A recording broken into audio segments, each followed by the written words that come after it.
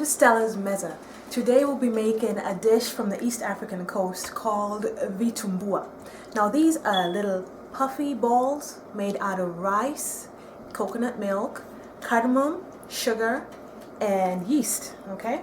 Now over here, or the special equipment you will need is, it's called either an Abel's cleaver, and I'll put that down in the description of the video, or an palm pan. Okay.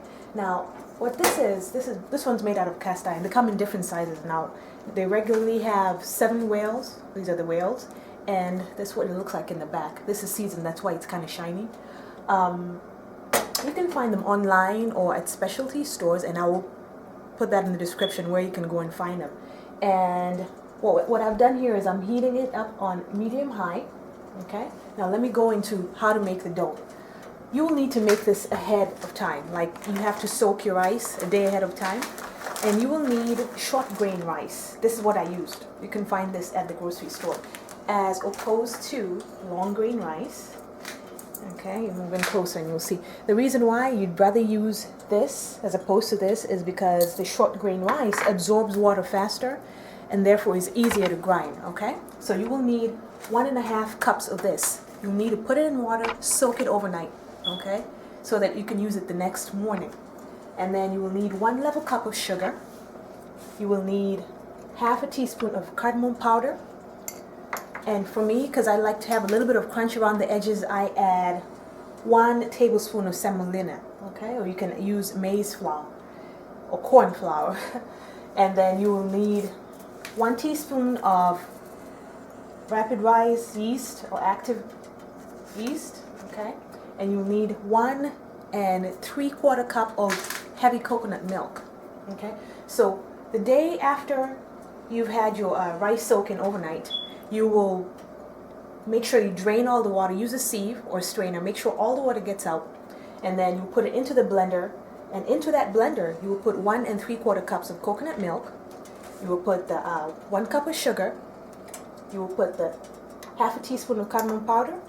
You will put the 1 tablespoon of semolina, and then you will grind it, or you can puree it. Okay, and then make sure you give it a break, like a 1-minute break. Puree it for 1 minute, give it a little break. That way it's not too hard on your blender. Okay, and then once you've done that, you will cover it up and let it let the yeast rise, or the dough rise, for like an hour.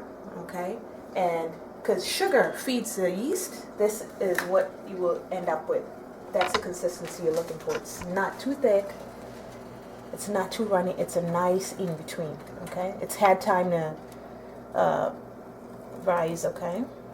All right. Now here into the whales, I've just used vegetable oil, and I'm using a pastry brush to do this. And this is how little you need. You don't need a lot of oil. If you zoom in, you'll see. Okay. And just you put a little bit, take it on your pastry brush, just put a little bit at the bottom. Okay, and that's what you'll end up with. Now mine's been heating for a while on medium high, and I forgot to mention you also need 2, either I use chopsticks, or you can use a bamboo skewer that you can find at any store. These are the ones used for kebabs, and you will need those to churn the vitumbuas. Now this is how I check to make sure that my oil is ready to fry the vitumbuas. I simply insert the end of the wooden stick into the oil, and you can see it starts bubbling, and you know you're good to go. Okay, so we're going to start. I'm going to take a ladle full of the dough, and I'm going to pour a little bit into the pot, into the little whales, and then we're going to turn them. Now it's a bit messy, so don't panic. Okay, for those of you who have OCD, try and do it not all the way full, 3/4 maybe, the top. Okay, like I mentioned, it is messy.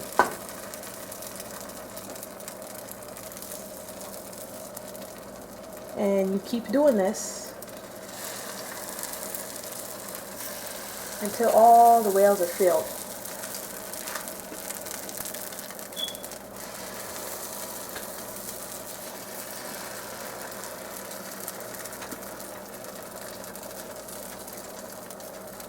Messy but tasty.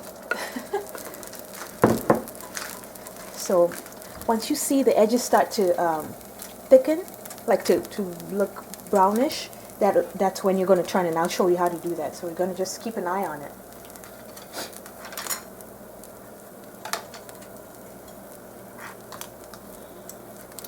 And this can be eaten alongside savory dishes, or can be eaten alone.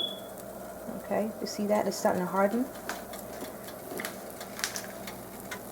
Put it on the lip so you can see what I'm talking about. See that? Now it's starting to form. And because of the oil that we put in there, it's going to be easy. You're turning one stick on there. Now these pans are a little bit pricey, but they're a very good investment. You can use these to make stuffed pancakes, and I'll show you how to do that in a different video, where you can put the dough of the pancake and you put any kind of filling you like, fruit or chocolate chips, just for a nice treat during breakfast. See that? Okay, it looks like it's starting to turn. I'm going to turn my heat down a little. I don't want it to burn. So we're going to take the two. Let me see one that's almost good to go. I'm going to take the 2 sticks. Don't mind the mess. It's okay. And you're going to flip them, okay? Lift and flip. Going to go around it, kind of loosen it up. Lift and flip. Go around, loosen it up, lift and flip. Okay? Now we're going to keep doing that until all the dough's used up. Now as I cook them, as they're ready, I'm going to put them, I've prepared this is a pie dish. You can use any kind of plate and just line it with paper napkin, kitchen towel, to absorb any excess oil. But as you've seen, I didn't use a lot of oil, so there won't be much left behind. And you're looking for that color. And they're going to form into round balls as they cook. And when we come back, I will show you the finished product, okay? So be back. I'm back. Now, right before the break, I started churning over the Vitumbuas in the pan, and I showed you how to do that. So now we're back with the finished product, and just feast your eyes on that. Look at those beauties. Golden and puffy and like biting into a cloud. And I'm about to do just that, okay? So here I have a finished one. I'm going to break it. Look at that. Now tell me that does not look good. Look at that. Look at that. So I'm going to take a bite, okay? And that is so good. That is really, really good. Really tasty. You can taste the coconut in it, the cardamom, and the aroma in the house. If that's not enough to bring the neighbors in, I don't know what is. But how easy was that? Now you too can do this, so don't be intimidated by the name. Give it a try. I'm sure you will love it, okay? So join us next time as we take your taste buds on another culinary safari. And thank you for joining us, and have a great day. Love and good eats from my meza to yours. Yeah.